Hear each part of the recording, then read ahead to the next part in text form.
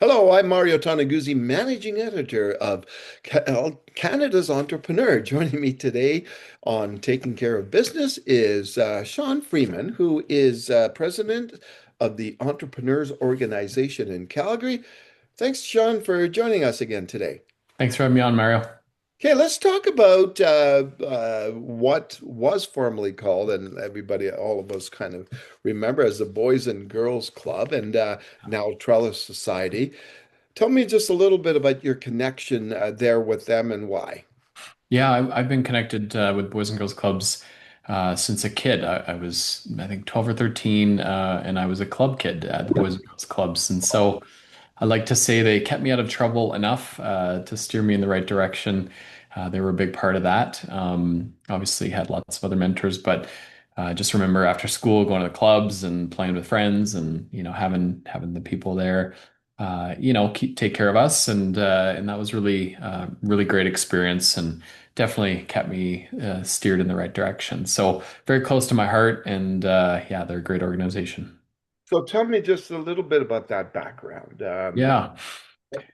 Got you to being associated with this organization. Yeah, for sure. So Boys and Girls Clubs of Calgary, actually they merged with another organization called Aspen Family Services and created Trellis Society. And so that happened over COVID actually. And so that those two organizations that both do great things came together. And I've been an entrepreneur for almost 15 years now. And when I started to see success, I started to think, how do I give back? And Boys and Girls Clubs of Calgary, as it was known at the time, came to mind very quickly for me because it was really close to my heart. I know the impact they make. It's one of those organizations that they're trying to solve problems before they become problems. And so if you have an organization that's taking people off the street and putting them in housing and getting them a job and getting them on their feet, you can see the outcomes of that. But the way they would prefer to work is to prevent those issues from happening. Not that they don't also help on the other side, but a lot of the work they do is really proactive, and that really resonated with me. And so since I've had success in business, been a big supporter of theirs and kind of give everything I can to them. Uh, so if you maybe just rewind the clock for us and can you tell us just the circumstances and how you became as associated with the club as a Yeah. Yeah, club kid. So I grew up in a family that was of divorce, and so my parents had split up. We weren't very well off.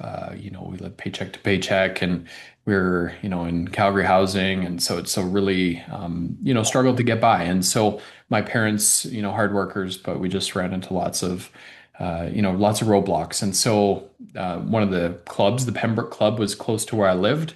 And I think a teacher might have recommended, check that club out. And there's a lot of fun to be had there, and that's what I was looking for. And so, yeah, they definitely prevented me from going in another direction, right? Getting associated with the wrong people in the area, and it wasn't a great area of Calgary. Lots of crime and lots of bad things going on. So lots of people to get associated with to go in a different direction. Now let's talk more on a bigger scale. Uh, I'm just curious from your standpoint, and you see obviously a lot of entrepreneurs through your organization. Why is it important that entrepreneurs give back to the communities they're in? Yeah, it's a great question. I think honestly, I found the more I give back, the more success I've had. Actually, it's this weird dynamic, and I think it's really just how you affect the world comes back to you tenfold. And so, I realized like, okay, I'm having success. Maybe I should give back. However, now looking back, I'm like, the more I give back, the more success I have. It's almost a precursor, in my opinion, now, which is very interesting. And I think, Calgary is such a beautiful city, and we have great people. People are very friendly, and people like to give back. And I think that's one of the big reasons that we're so successful. And one of those ways that I give back, I created an event called Ace High Stampede Kickoff, and it's a Stampede fundraiser just for Trellis that I host every year. Okay, when's that? That's on July 4th. It's the first Friday of every Stampede every year. So it's coming up this week. And last year we actually raised over $100,000 in the one day. Okay, tell me just a little bit more about that event, where it's at, and Yeah, yeah, we've hosted it at the Dean House down on Ninth Ave there by Inglewood for quite a few years now. And we usually have 250, 300 people come through, all with the intention to give. And we love to raise a lot of money for Trellis. And so it's a great venue, it's great food, great drinks, great people at this event. And we raise a lot of money for Trellis. And so it has a really good impact on them and our community. So I've hosted this party since 2014 actually, and if you'll remember, 2014 was a pretty rough year in Calgary. We were just kind of coming out of the oil and gas recession, and so things were not awesome. But luckily, my company was in a place where we could host a party and do it for a good reason, and obviously that's grown since then.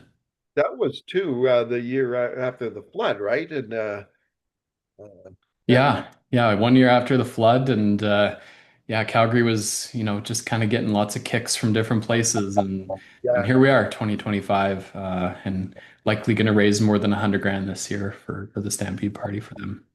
When you look at what the society's doing now, and look back at your times with them, personally, um, what has been the biggest changes you think there, like with the Yeah. organization over that period of time?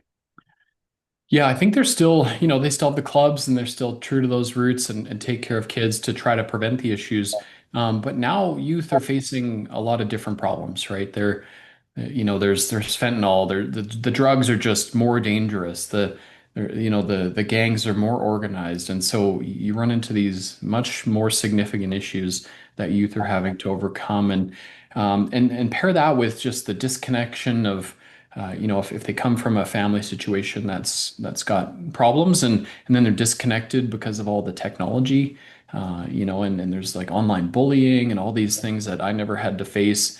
And so Trellis is really trying to help the person as a whole, where they're at, right? And that really resonates with me. And it was true when I was a club kid, and it's true now. It's just different. We live in different times.